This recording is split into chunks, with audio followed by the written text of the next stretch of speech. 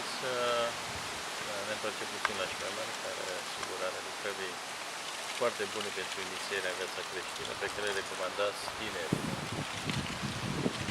Let us turn us a little bit back to Shema, which has very good, some very good words for introducing young people to life of the church. We should recognize that. Și dumneavoastră personal ați scris câteva cărți care sunt cărți foarte bune pentru inițierea diferitelor grupe de studenți din diferitele religii în mediile universitare din Canada. We also wrote a couple of books which are also very good for introducing various groups of people coming from various religious backgrounds, which you can find in Canada. Ce ne puteți spune în câteva cuvinte despre această experiență care o aveți bogată de mai mult de 3 decenii cu tinerii din spațiul nord-american? What can you tell us from your rich experience that you have, which goes along more than 2 decades, your experience with young people in the North American space?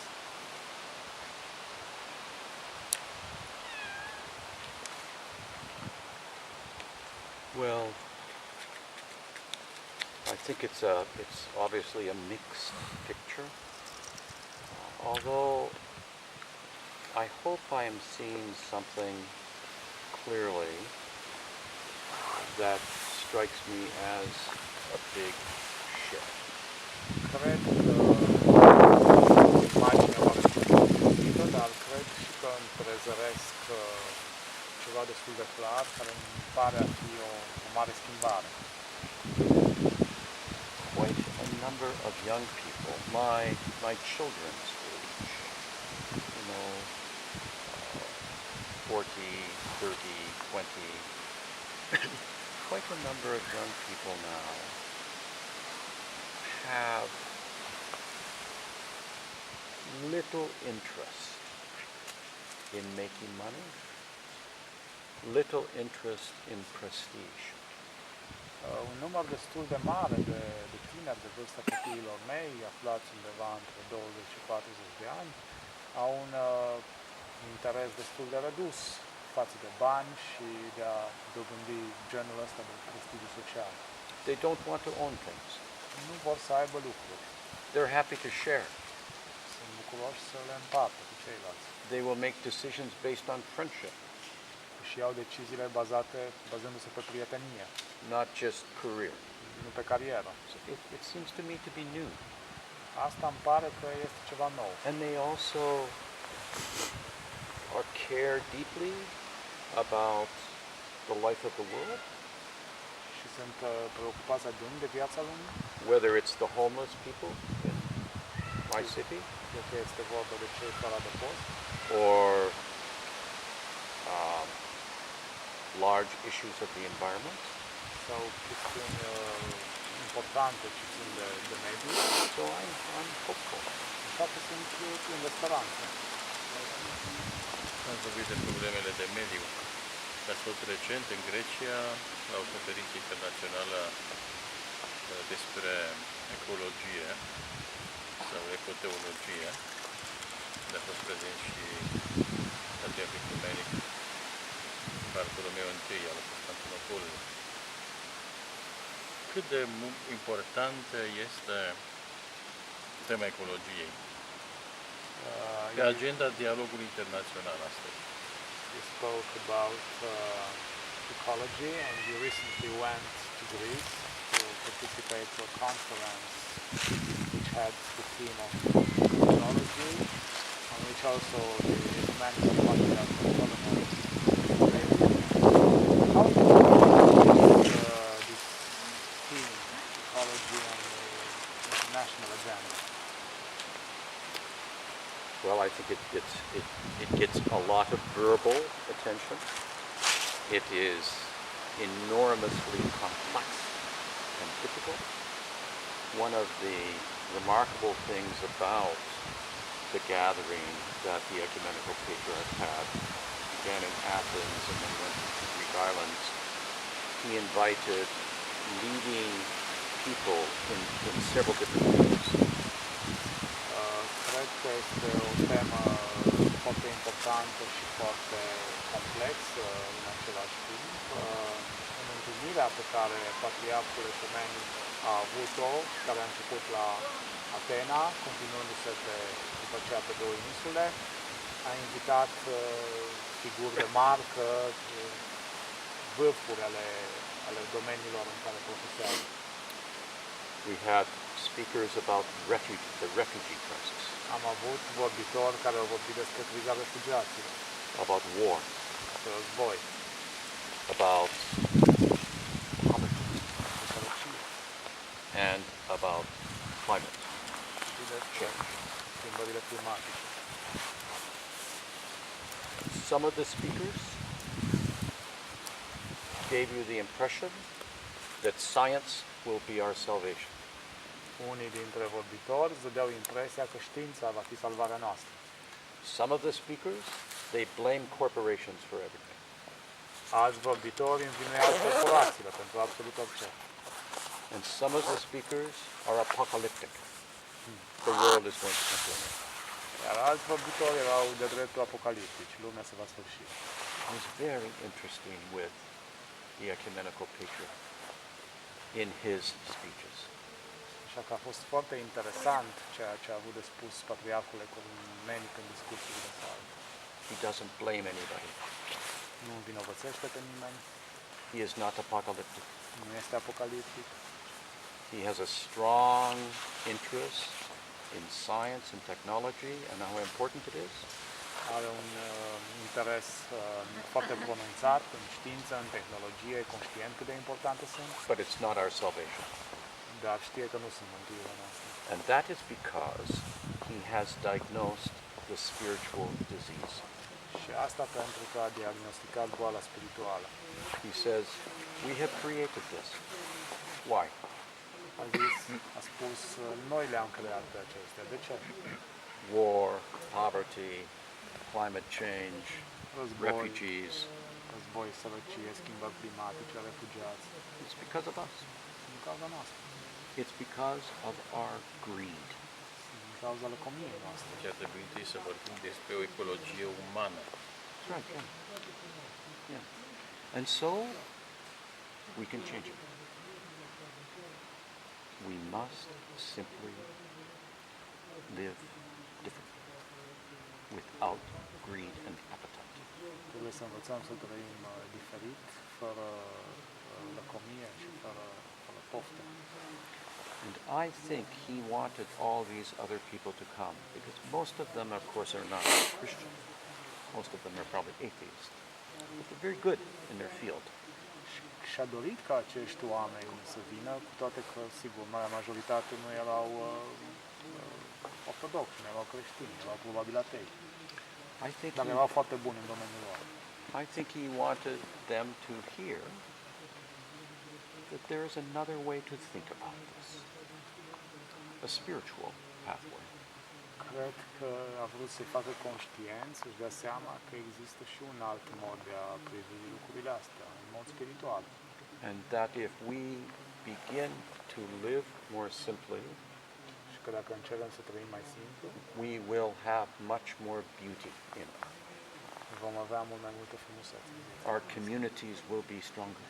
Comunitățile vor fi mai puternice. We will be able to serve and help people with little.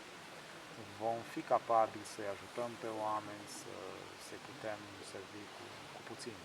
I admire his care for this subject. It's lovely to see a patriarch that actually is thinking about the world and not just thinking about their church. Admir acest mod de a gândi și cred că este încântător să vezi un patriarh care îi pasă de lume și nu doar de biserică. Am văzut referințele dumneavoastră că faceți referire la un foarte bun teolog american, Iaroslav Pelican. Sigur, de referință, lucrurile sale sunt în domeniul patologiei. L-ați cunoscut? Care este contribuția lui Iaroslav Pelican la tezaurul părinților, transmis în mod nebunie? I saw you referring often to the works of a great American theologian that you knew personally, Jaroslav Pelikan. Can you tell us what is his contribution to the treasure of the Holy Fathers transmitted in our modern age? We will never see his like again.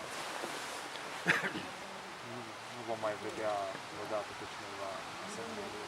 You know, the great work on the history of dogma, the history of the doctrine of the Church in the early 20th century was the work of Adolf von Harnack. Știți că marea operă în ceea ce privește istoria dogmei bisericii la începutul secolului 20 a fost opera lui Adolf von Harnack. And it was the standard work for many years. Și a fost pentru mulți ani, pentru multă vreme standard. Harnack did not know any Slavic language. Harnack nu știa nicio limbă slavă. Jaroslav Pelikan grew up with the Slavic language. Jaroslav Pelikan a crescut cu aceste limbi slave. Harnack was a Lutheran who really reduced the church to theological ideas. Harnack era un luteran care de fapt a redus biserica la idei teologice. Jaroslav Pelikan realized very early that the theological ideas are marvelous and precious. Jaroslav Pelikan și-a dat seama de foarte timpuriu că ideile teologice sunt minunate și sunt de prețuit.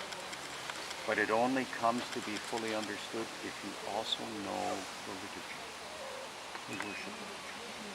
Dar nu pot fi înțelese pe deplin decât dacă cunoști liturgia. And if you know the spiritual writing of the church, the monastics. Și doar dacă cunoști și scrierile spirituale ale bisericii, scrierile monastice. So Pelikan's 5-volume work, The Christian Tradition, is so, in many ways, so much richer than Harnack. He loved Harnack, but because he read the Eastern Orthodox tradition, and he did not think it ended in 1200, whereas Harnack thought Orthodoxy came to an end with Gregory Palamas. Și de aceea opera sa în 5 volume, istoria creștinismului, este mult mai bogată, cred, decât lucrarea lui Harnack în atât de multe aspecte. El îi prețuia și iubea pe Harnack,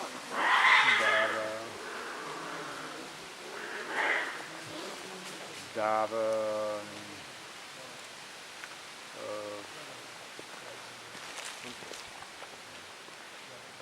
prețuia și iubea pe Harnack, dar Harnack thought that Nu s-a oprit. the Eastern Christian Church Orthodoxy came to an end with Gregory Palamas. Dar nu credea la fel ca și acesta că tradiția ortodoxă s-a oprit în secolul în 1200 cu Gregorie de Palama, cum credea Harnack. Jaroslav Pelikan had this rich sense of living tradition. Așa că Jaroslav Pelikan avea acest simț dezvoltat al trăirii tradiției. I think it was in part because he had Slavic blood in his veins.